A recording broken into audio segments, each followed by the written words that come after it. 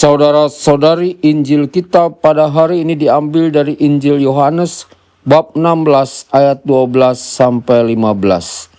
Dalam amanat perpisahannya, Yesus berkata kepada murid-muridnya, "Masih banyak hal yang harus kukatakan kepadamu, tetapi sekarang kamu belum dapat menanggungnya. Tetapi apabila Ia datang, yaitu Roh kebenaran, Ia akan memimpin kamu ke dalam seluruh kebenaran. Ia tidak akan berkata-kata dari dirinya sendiri, tetapi segala sesuatu yang didengarnya, itulah yang akan dikatakannya. Dan Ia akan memberitakan kepadamu hal-hal yang akan datang. Ia akan memuliakan Aku, sebab Ia akan memberitakan kepadamu apa yang Dia terima daripadaku. Segala sesuatu yang Bapa punya adalah kepunyaanku. Sebab itu Aku berkata, Ia akan memberitakan kepadamu apa yang Dia terima daripadaku." Demikianlah sabda Tuhan. Terpujilah Kristus.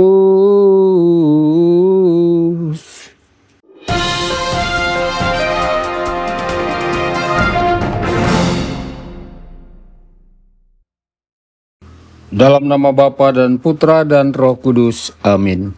Saudara dan saudari terkasih dimanapun Anda berada, jumpa lagi dengan saya Romo Tedens dalam saluran Warta Kabar Sukacita. Semoga Anda semua dimanapun berada senantiasa dalam keadaan sehat dan bahagia. Saudara-saudari, hari ini kita diajak masuk ke dalam keheningan hati untuk melihat diri kita apa adanya di hadapan Tuhan. Yesus berkata kepada para rasul, "Masih banyak yang ingin kukatakan kepadamu, tetapi kamu belum sanggup menerimanya."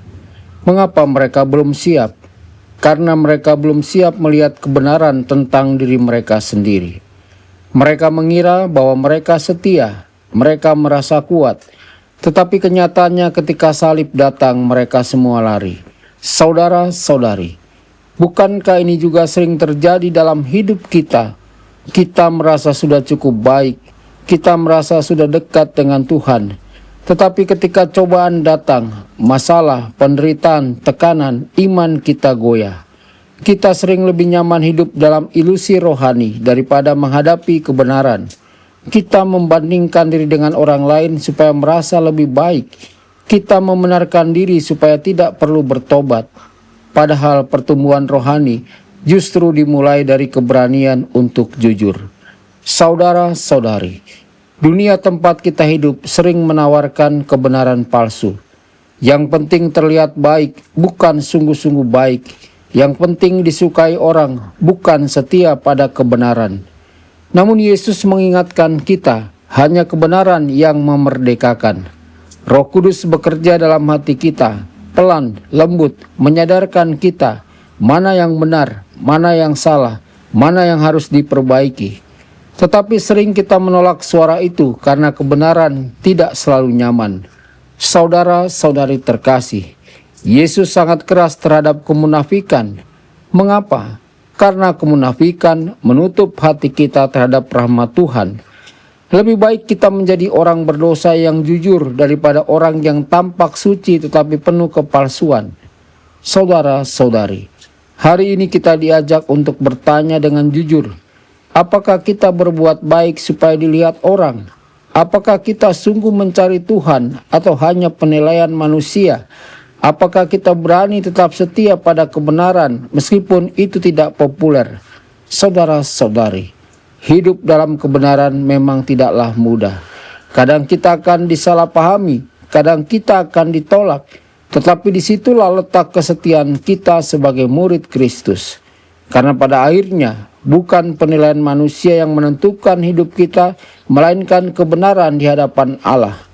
Maka marilah kita mohon rahmat Roh Kudus agar kita berani jujur, berani bertobat, dan berani hidup dalam kebenaran.